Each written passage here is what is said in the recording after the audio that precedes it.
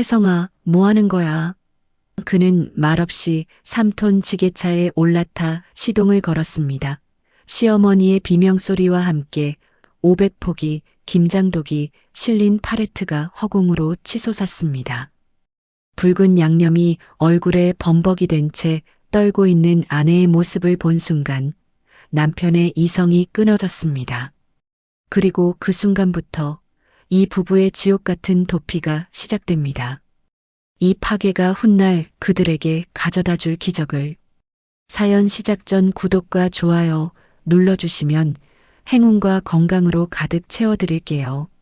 부순 복수. 영하 15도의 혹독한 추위가 몰아치는 12월 어느 날 시댁의 넓은 창고 마당에서 지은은 혼자 500포기의 절인 배추와 씨름하고 있었습니다. 차가운 바람이 얼굴을 핥히어도 지은은 묵묵히 고춧가루를 치대며 양념을 버무렸습니다.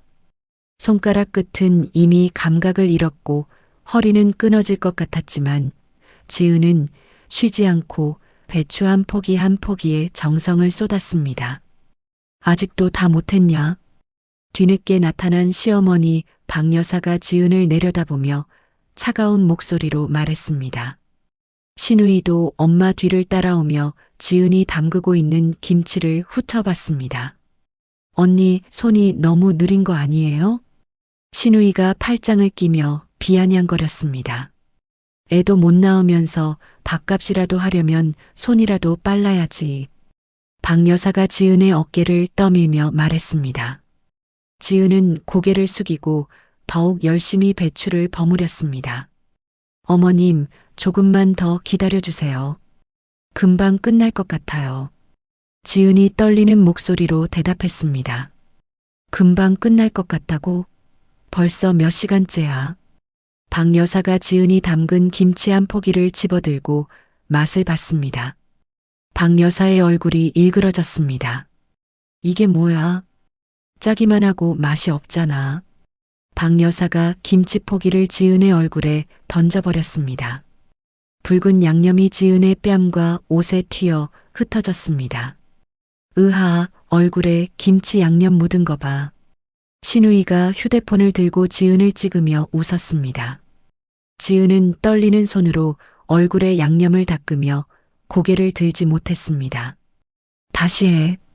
이런 걸로 시집 음식 하겠다고? 박 여사가 바닥에 떨어진 배춧잎을 발로 차며 소리쳤습니다. 지은의 눈에 눈물이 고였지만 참으며 다시 배추를 집었습니다. 바로 그때 거래처에서 돌아오던 태성이 마당으로 들어섰습니다. 태성은 아내의 얼굴에 범벅이 된 붉은 양념과 바닥에 굴러다니는 배추들을 봤습니다. 지은이 떨고 있는 모습을 본 태성의 얼굴이 굳어졌습니다. 뭐 하는 거예요? 태성이 낮은 목소리로 물었습니다. 아, 태성아 왔구나. 내 마누라가 김치를 이상하게 담그니까 다시 하라고 했지. 박 여사가 태연하게 대답했습니다. 김치 맛이 영 아니에요, 오빠. 짜기만 하고 맛이 없다니까요. 신우이가 휴대폰을 태성에게 보여주며 말했습니다. 태성이 지은에게 다가가 그녀의 손목을 잡았습니다. 지은의 손은 얼음처럼 차가웠고 상처투성이었습니다. 지은아, 괜찮아? 태성이 아내의 얼굴을 들여다보며 물었습니다. 지은이 고개를 끄덕였지만 눈물이 뚝뚝 떨어졌습니다. 괜찮긴 뭐가 괜찮아. 김치도 제대로 못 담그면서. 박 여사가 다시 지은을 향해 소리쳤습니다. 태성의 주먹이 떨렸습니다. 태성은 말없이 마당 한쪽에 주차된 3톤 지게차를 바라봤습니다. 태성아, 너도 내 마누라 좀 가르쳐라. 이래서야 어디 가서 며느리라고 하겠냐. 박 여사가 계속 잔소리를 쏟아냈습니다. 태성이 지게차로 천천히 걸어갔습니다. 태성은 지게차에 올라타 시동을 걸었습니다. 지게차 엔진이 굉음을 내며 돌아갔습니다. 태성아, 뭐 하는 거야? 박 여사가 당황하며 물었습니다. 태성은 대답하지 않았습니다. 태성은 지게차를 조작해 시어머니가 애지중지하며 팔레트 위에 쌓아둔 김장독 더미를 향해 움직였습니다. 야, 거기 가지 마. 박 여사가 비명을 지르며 달려왔습니다. 오빠, 정말 미쳤어? 신우이도 소리쳤습니다. 태성은 지게차 포크를 팔레트 하단에 깊숙이 밀어 넣었습니다. 500포기의 김장독이 실린 팔레트가 지게차에 들려 올라갔습니다. 안 돼. 박 여사가 손을 내저으며 외쳤습니다. 태성은 망설이지 않았습니다. 태성이 레버를 조작하자 팔레트가 허공에서 떨어져 바닥에 내리꽂혔습니다. 항아리들이 산산조각 나며 김치와 국물이 사방으로 튀었습니다. 아! 박 여사와 신우이가 동시에 비명을 질렀습니다. 마당은 깨진 항아리 조각과 붉은 김치 국물로 엉망이 되었습니다. 태성이 지게차에서 내려와 지은에게 다가갔습니다. 태성은 멍하니 서 있는 지은의 손목을 잡고 자신의 차로 끌고 갔습니다. 태성아, 어디 가는 거야? 박 여사가 뒤쫓으며 소리쳤습니다. 오빠, 정말 미쳤어.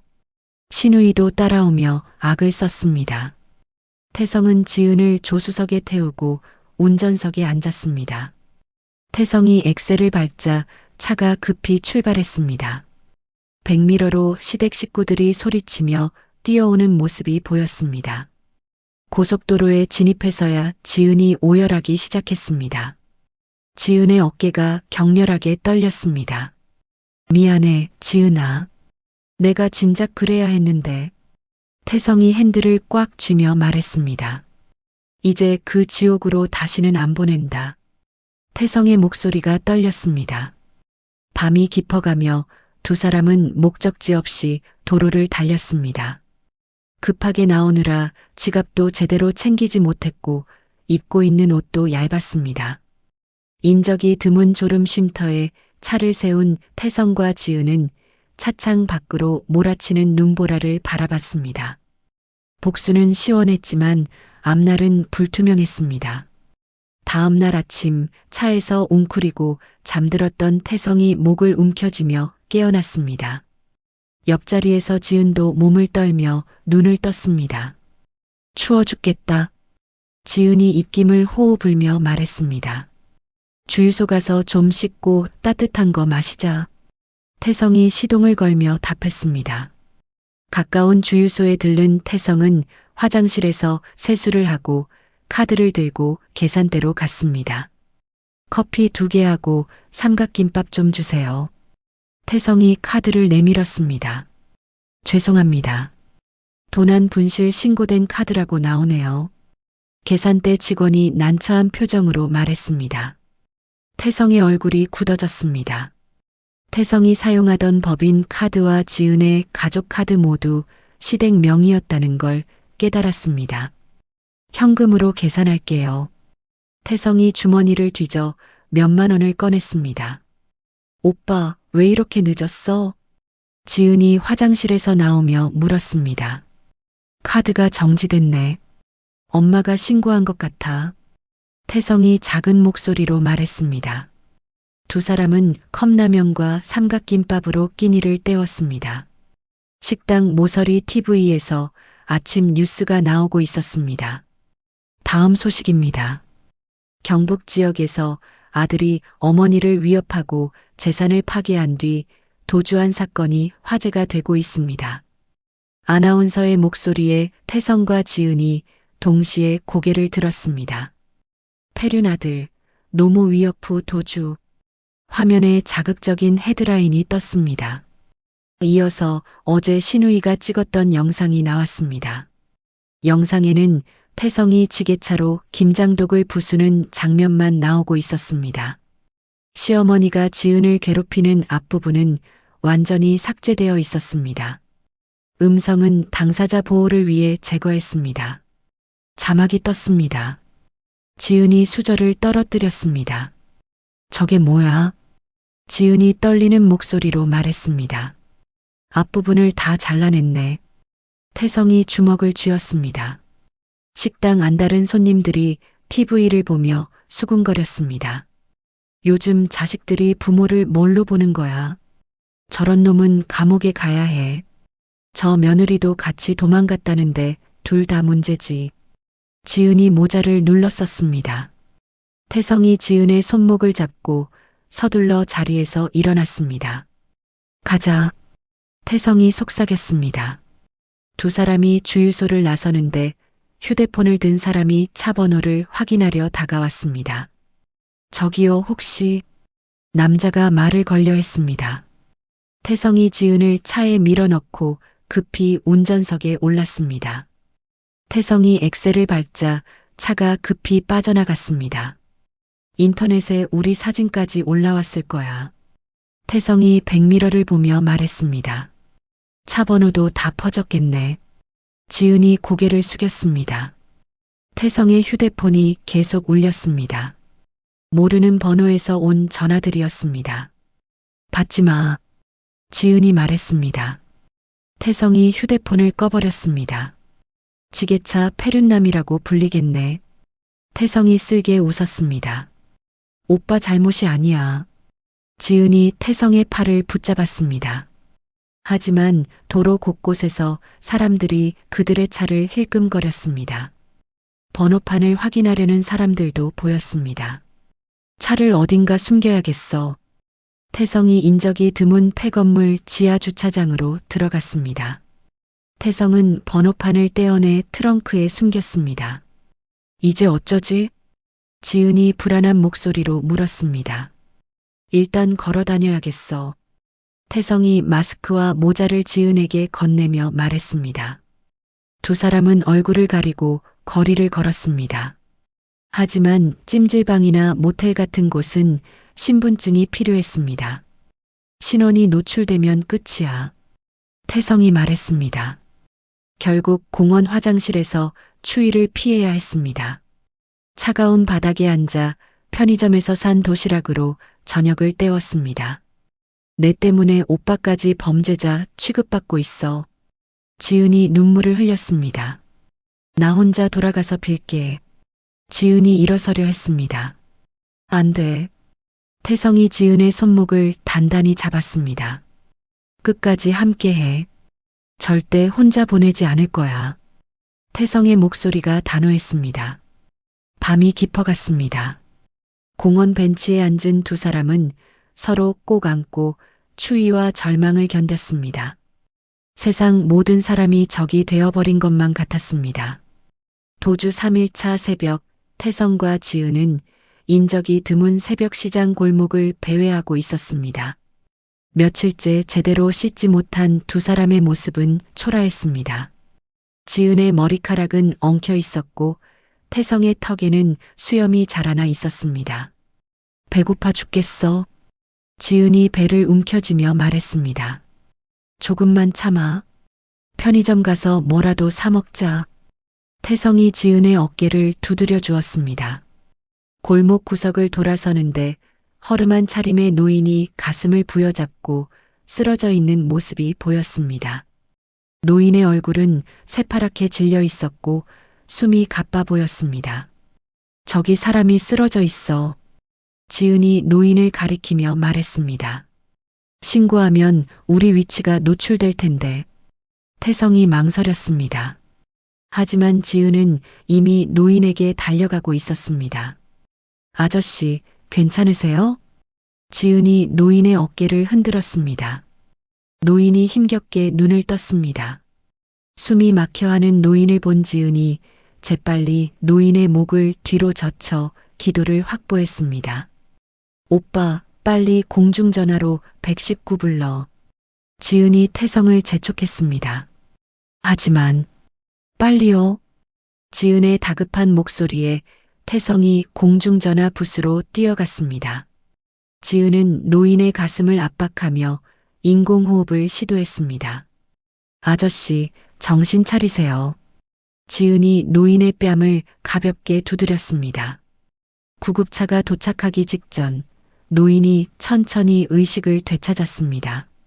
노인은 흐릿한 시야 속에서 자신을 구하려 애쓰는 지은의 얼굴을 보았습니다. 고맙소.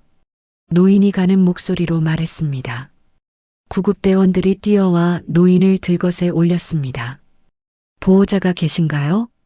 구급대원이 물었습니다. 저희는 지나가던 사람이에요. 태성이 대답했습니다.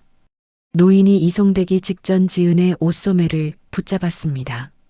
당신들 뉴스에 나온 노인이 작은 목소리로 말했습니다. 지은과 태성의 얼굴이 굳었습니다. 도망가지 말고 내 가게로 오시오. 노인이 꼬깃꼬깃한 명함을 지은의 손에 쥐어주었습니다. 장현수 대표라는 글자가 명함에 적혀 있었습니다.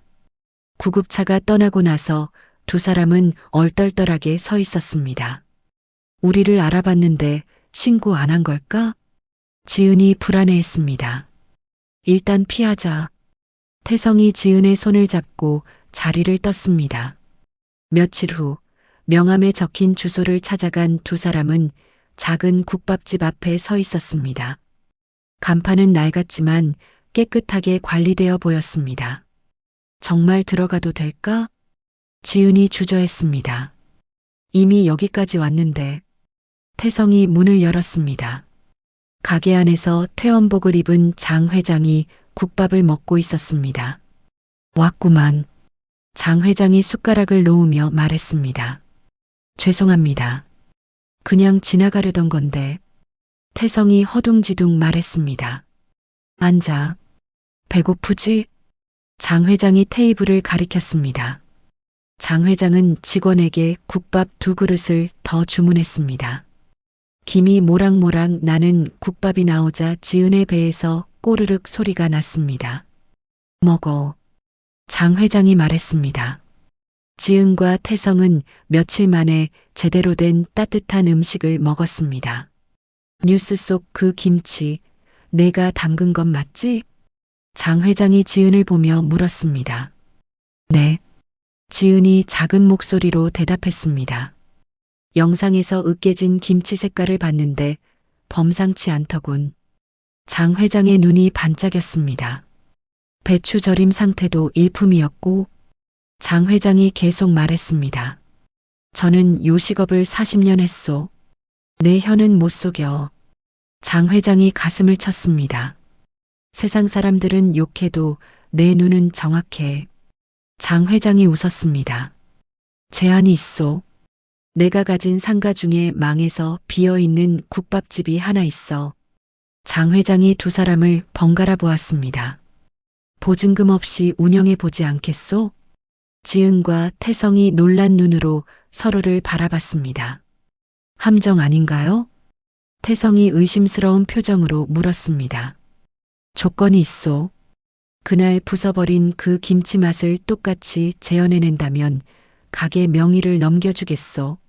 장 회장이 진지하게 말했습니다. 정말이에요? 지은이 믿기지 않는다는 표정으로 물었습니다. 40년 장사한 사람 말을 못 믿겠소? 장 회장이 호탕하게 웃었습니다. 더 이상 물러설 곳이 없던 두 사람은 장 회장의 제안을 받아들였습니다. 그럼 가보자. 장 회장이 일어섰습니다. 장 회장이 안내한 가게는 상상했던 것보다 훨씬 심각한 상태였습니다. 간판은 떨어져 나가고 유리창은 금이 가 있었습니다. 문을 열자 곰팡이 냄새와 기름 냄새가 섞여 나왔습니다.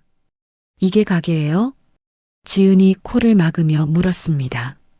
전 임차인이 야반도주하고 나서 6개월째 비어 있어. 장 회장이 전등 스위치를 켰습니다. 형광등이 깜빡깜빡거리며 겨우 켜졌습니다. 가게 안은 집기가 대부분 뜯겨나가고 먼지만 가득했습니다. 주방은 어떤가요? 태성이 안쪽을 살펴봤습니다. 주방에는 거대한 무쇠 가마솥 하나만 덩그러니 남아 있었습니다. 벽은 기름때로 새카맣고 바닥은 끈적했습니다. 이걸 어떻게 해? 태성이 한숨을 쉬었습니다. 하지만 지은은 무쇠 가마솥을 어루만지며 다른 생각에 빠져 있었습니다. 이 가마솥은 정말 좋은데.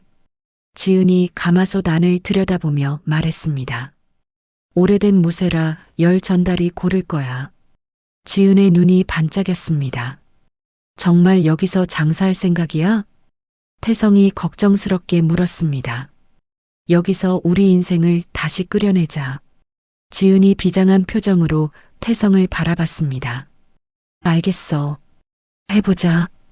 태성이 지은의 손을 잡았습니다. 일주일 후에 다시 오겠소. 그때까지 준비해 보시오. 장 회장이 문을 나서며 말했습니다. 지은과 태성은 그날부터 가게 청소에 매달렸습니다. 곰팡이 핀 벽지를 뜯어내고 바닥을 걸레질했습니다. 손이 너무 아파. 지은이 새빨간 손을 보며 말했습니다. 내가 할게. 넌 쉬어. 태성이 지은의 손에서 걸레를 빼앗았습니다. 밤에는 가게 한쪽에 스티로폼을 깔고 잠을 잤습니다. 차가운 바닥이지만 둘이 함께라 따뜻했습니다. 태성은 새벽 시장에 나가 가장 싼 재료를 구해왔습니다.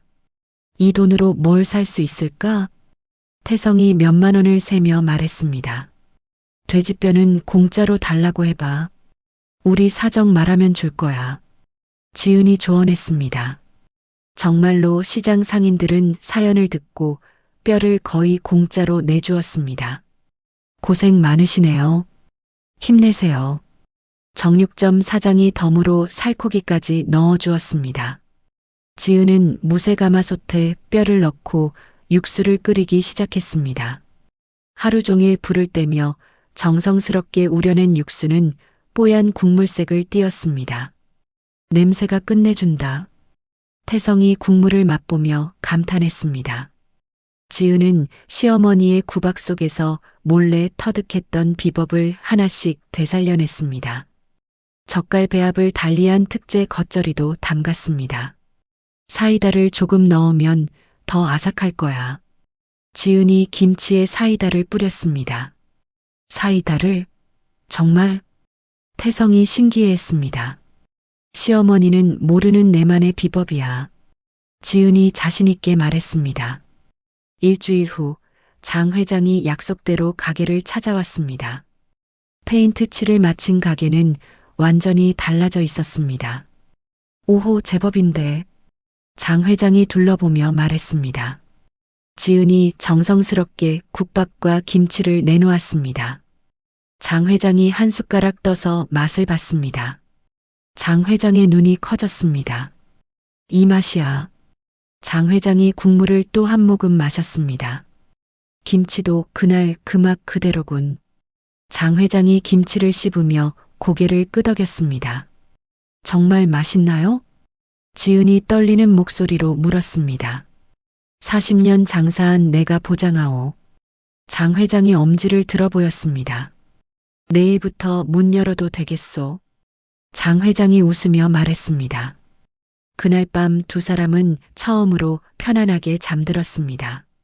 새로운 시작을 앞둔 설렘과 기대감이 가슴을 가득 메웠습니다.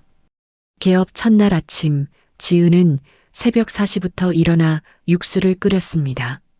가마솥에서 모락모락 피어오르는 김이 주방을 가득 메웠습니다.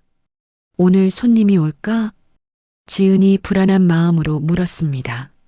올 거야. 냄새만 맡아도 배고파질 텐데. 태성이 홀 테이블을 닦으며 대답했습니다. 간판도 제대로 달지 못한 채 문을 열었습니다. 점심시간이 되자 동네 사람들이 하나둘 기웃거렸습니다. 여기 새로 열었나? 중년 남자가 유리창을 들여다보며 말했습니다. 들어가 볼까? 옆에 있던 여자가 말했습니다. 하지만 다른 사람이 휴대폰을 보더니 큰 소리로 말했습니다. 어머, 여기 그 페륜 부부 가게 아니야? 진짜? 그 지게차로 김치 붓은? 사람들이 수군거리며 손가락질했습니다. 저런 사람들 가게에서 뭘 사 먹어? 지나가자, 지나가. 사람들이 하나둘 자리를 떴습니다. 지은의 얼굴이 어두워졌습니다. 괜찮아. 맛만 보면 생각이 바뀔 거야. 태성이 지은의 어깨를 두드렸습니다. 그때 용기를 낸 할머니 한 분이 가게로 들어왔습니다. 국밥 하나 주세요. 할머니가 조심스럽게 말했습니다. 네, 금방 나갑니다. 지은이 반갑게 대답했습니다. 지은이 정성스럽게 국밥을 끓여 내놓았습니다. 김치도 듬뿍 올려서 함께 가져다 드렸습니다. 할머니가 국물을 한 숟가락 떠서 입에 넣었습니다. 할머니의 눈이 휘둥그레졌습니다. 어머나, 이게 무슨 맛이야? 할머니가 감탄했습니다. 할머니는 김치를 국밥에 올려 먹어봤습니다. 세상에, 이 김치 맛 좀 봐. 할머니가 연신 감탄하며 국밥을 비웠습니다. 유리창 밖에서 지켜보던 사람들이 할머니의 모습을 신기하게 바라봤습니다. 저 할머니가 다 드시네. 맛이 진짜 있나 보다. 할머니가 계산을 하고 나가면서 큰 소리로 말했습니다. 사장님, 정말 맛있어요. 내일도 올게요. 그 말을 들은 사람들이 웅성거렸습니다. 오후에 호기심 많은 젊은이 몇 명이 들어왔습니다.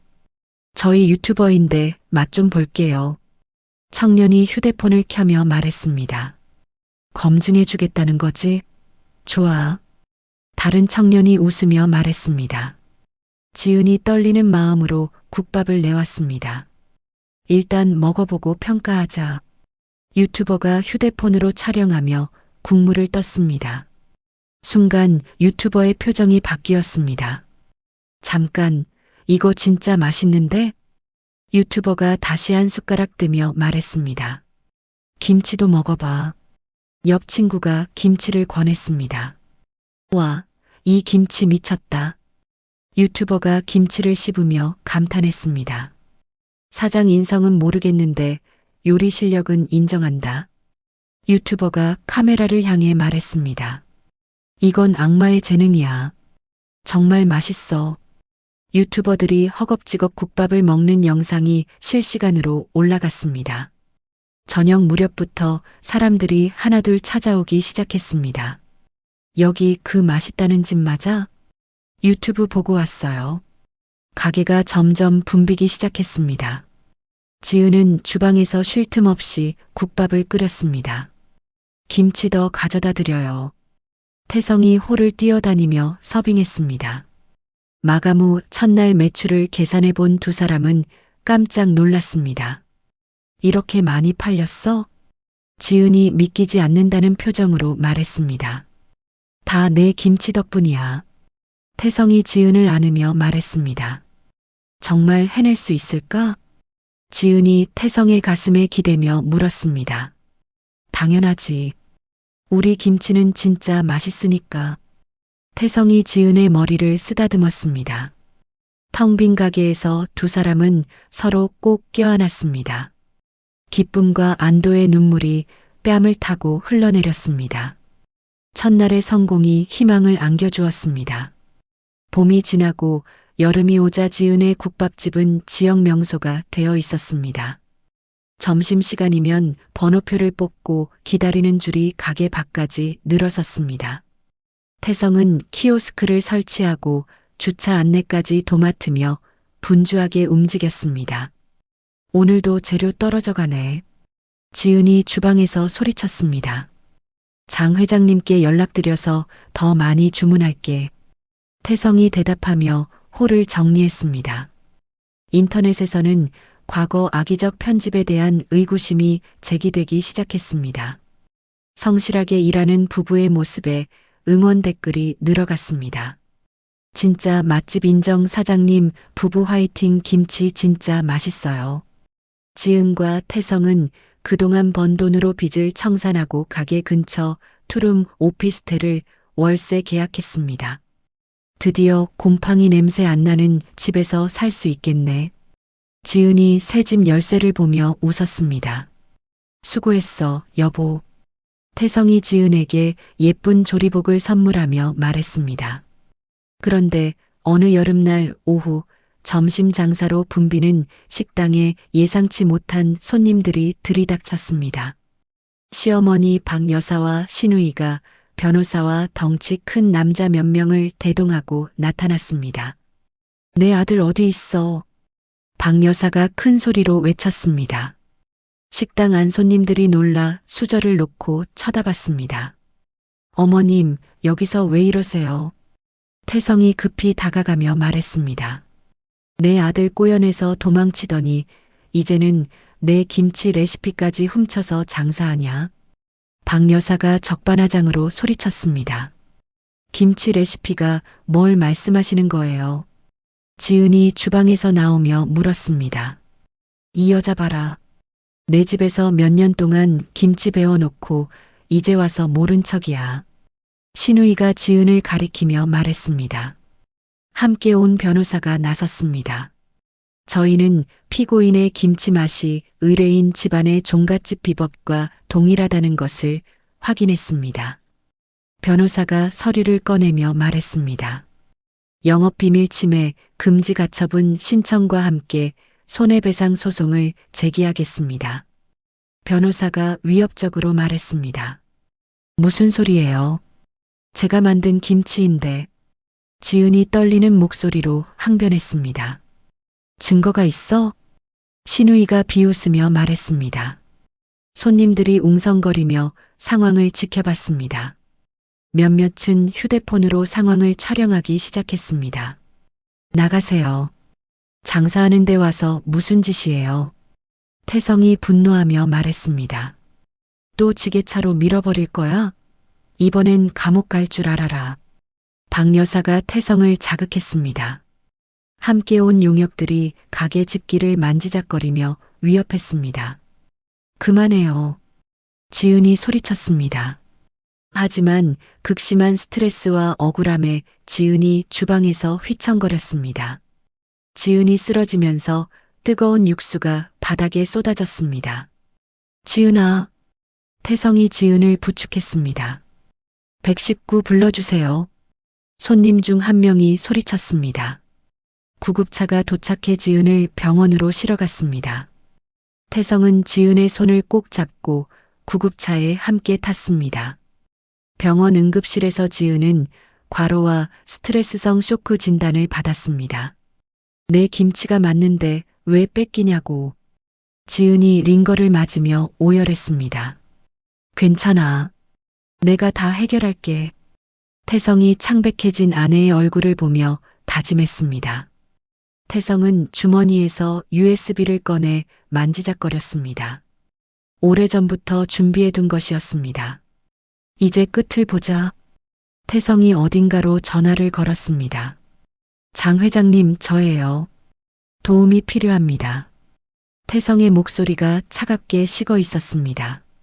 법원 조정 기일 당일 태성은 장 회장이 소개해준 대형 로펌 변호사들과 함께 법원에 들어섰습니다. 지은은 아직 몸이 완전히 회복되지 않았지만 태성의 팔을 붙잡고 나란히 걸었습니다. 떨지 마. 오늘 끝낼 거야. 태성이 지은의 손을 꼭 잡으며 말했습니다. 조정실 안에서는 시댁 식구들이 승리를 확신하며 비웃고 있었습니다. 쟤네 변호사 좀 봐라. 돈도 없으면서 허세 부리네.